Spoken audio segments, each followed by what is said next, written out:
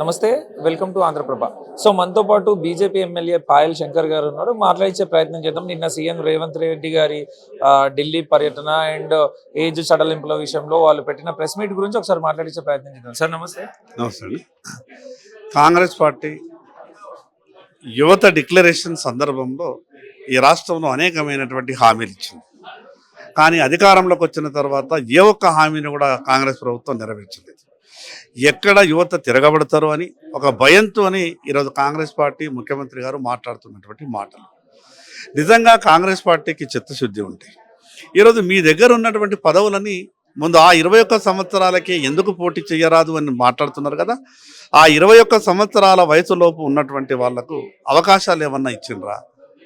ఈరోజు మీ పార్టీలో పదవులు ఇవ్వడానికేమో పూర్తిగా 80 సంవత్సరాల వృద్ధులు కావాలి, కానీ లేని అవకాశాలు సృష్టించడానికి 21 సంవత్సరాల వాళ్ళకి ఇవ్వాలి కదా అని మాట్లాడే ప్రయత్నం చేస్తాం.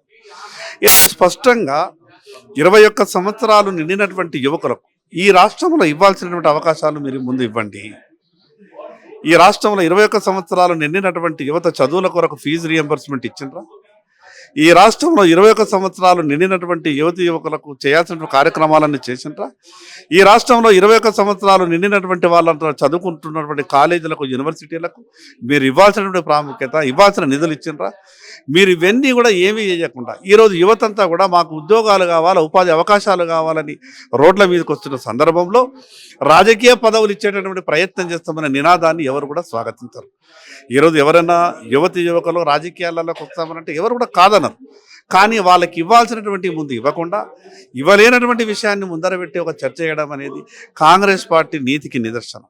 కాంగ్రెస్ పార్టీ ఎప్పుడు కూడా ప్రజలకు ఇచ్చినటువంటి ఏ ఒక్క హామీని కూడా నిలబెట్టుకోలేదు.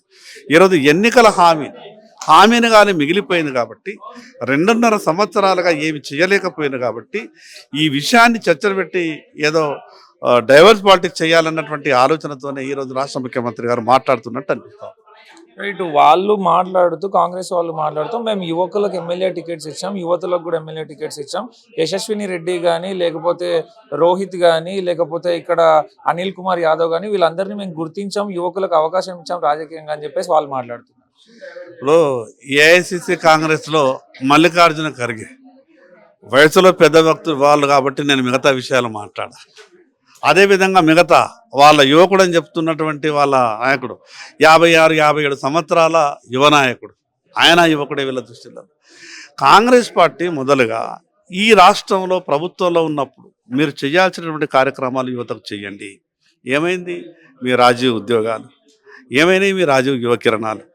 ఈ రాష్ట్రంలో ఎక్కడా కూడా యువతకు అవకాశాలు ఇవ్వకుండా ఈరోజు రాజకీయ డైలాగులు బట్టి రాజకీయ పంపం గడుపుకోవాలంటే యువత ప్రతి విషయాన్ని కూడా గమనిస్తాం. రైట్, ఇదిలా ఉంటే ఏదైతే సిజేపీ పార్టీ ప్రొటెస్ట్ ఉందో దాంట్లో ముందు నుంచి వాళ్ళు పార్టిసిపేట్ చేయలేదు, కానీ ఏదైతే వాళ్ళ రాహుల్ గాంధీని అరెస్ట్ చేసినారో అప్పుడు రోడ్ల మీదకి చేసి నిరసన చేసిన పరిస్థితి, దీన్ని రాజకీయంగా వాడుకోవాలని చూసారనుకోవచ్చా? పూర్తిగా కాంగ్రెస్ పార్టీ ఈ దేశంలో ఎక్కడ ఏ నిరసన కార్యక్రమం జరిగినా దాన్ని రాజకీయంగా వాడుకోవాలనుకున్నారు. ఆ రోజు రైతుల ఉద్యమం కావచ్చు, ఈరోజు మిగతా విద్యార్థుల ఉద్యమం కావచ్చు, మిగతా ఈ సిజేపీ ఉద్యమం కావచ్చు. కాంగ్రెస్ పార్టీ ఎప్పుడు కూడా స్వతహాగా ఈ దేశ ప్రజల కొరకు ఏ ఉద్యమాలు చేసినటువంటి సందర్భాలు లేవు. ఎవరైనా ఉద్యమం చేస్తే గుంపులో గోవిందాగా పోయి ఆ లైన్లో కూర్చోవడమే కాంగ్రెస్ పార్టీ లీడర్లు, కాంగ్రెస్ పార్టీ నేర్చుకున్నటువంటి విషయం. అందుకు కాంగ్రెస్ పార్టీ ఎప్పుడు కూడా రాజకీయాలు చేయాలని ప్రయత్నం చేస్తుంది, ఎప్పుడు కూడా దేశం గురించి ఆలోచించదు, యువత భవిష్యత్తు గురించి ఆలోచించదు. ఎప్పుడు ఈ రాష్ట్రంలో దేశంలో అల్లకల్లోలంగా ఉండాలని మాత్రమే కాంగ్రెస్ పార్టీ కోరుకుంటుంది. రైట్, ఏదైతే విద్యార్థులు దాదాపు నెల రోజులు లేదా 2 నెలలు కష్టపడి కేంద్రంని ఒప్పించి మంత్రిని రాజీనామా చేయించినారో అది వాళ్ళ ఖాతాలో వేసుకొని వాళ్ళు విజయోత్సవ ర్యాలీ చేయడం ఎంతవరకు కరెక్ట్ అంటారు? ఈ దేశ ప్రధానమంత్రి గారు ప్రపంచమంతా కూడా మెచ్చిన నాయకుడు. నా దేశ ప్రజలు ఏమి కోరుకుంటే అది జరగాలని బలంగా నమ్మినటువంటి వ్యక్తి.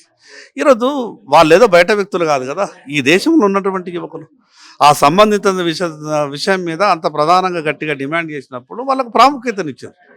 ఇక అడిగింది దేశంలో ఉన్నటువంటి యువకులే కదా. కాబట్టి వాళ్ళు ఏదో కాంగ్రెస్ పార్టీ విజయంగా భావించడం వాళ్ళ కాంగ్రెస్ పార్టీ మూర్ఖత్వానికి అదొక నిదర్శనం.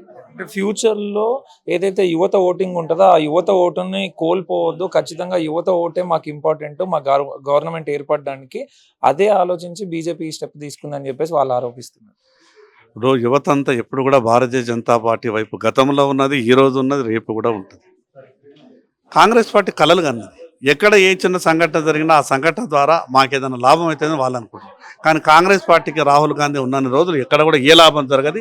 ఏదైనా లాభం జరిగితే అది భారతీయ జనతా పార్టీకి మాత్రమే జరుగుతుంది. రైట్. ఫైనల్ గా ఒక్క మాటలో చెప్పాలంటే రాబో ఎగ్జామ్లు కానీ లేకపోతే స్టూడెంట్స్ల భవిష్యత్తు కోసం కానీ బీజేపీ ఎటువంటి చర్యలు తీసుకోబోతుంది? ఇప్పటి వరకు ఏ ప్రధానమంత్రి గారు తీసుకున్నటువంటి చర్యలు ఇప్పటి వరకు ఏ కేంద్రంలో ఉన్నటువంటి ఏ ప్రభుత్వం కూడా ఆలోచించలేదు. నరేంద్ర మోడీ గారు అంత గొప్పగా ఆలోచించి అంత కఠిన నిర్ణయాలు తీసుకొని ఈరోజు శిక్షలు పడేలాగా గొప్పగా ఫాస్ట్ ట్రాక్లు ఏర్పాటు చేయడమే కాకుండా అసలు భవిష్యత్తులో విద్యార్థులకు సంబంధించినటువంటి విషయంలో ఎక్కడ ఏ ఒక్కరు కూడా తప్పు చేసే సాహసం చేయకుండా కొత్త కొత్త చట్టాలు తీసుకొస్తా ఉన్నారు. విద్యార్థుల భవిష్యత్తు ఈ దేశానికి ముఖ్యం. విద్యార్థుల భవిష్యత్తే కాదు, ఈ దేశ భవిష్యత్తే విద్యార్థులు కదా. అందుకే ఎక్కడ కూడా ఉన్నటువంటి లోపాలని సరిదిద్దుతున్నాం. ఆ పనిలో ఈరోజు దేశ ప్రధానమంత్రి గారు స్వయంగా దాంట్లో రంగంలో దిగిండు కాబట్టి భవిష్యత్తులో ఎక్కడ కూడా ఏ రకమైనటువంటి ఇబ్బందులు రావు.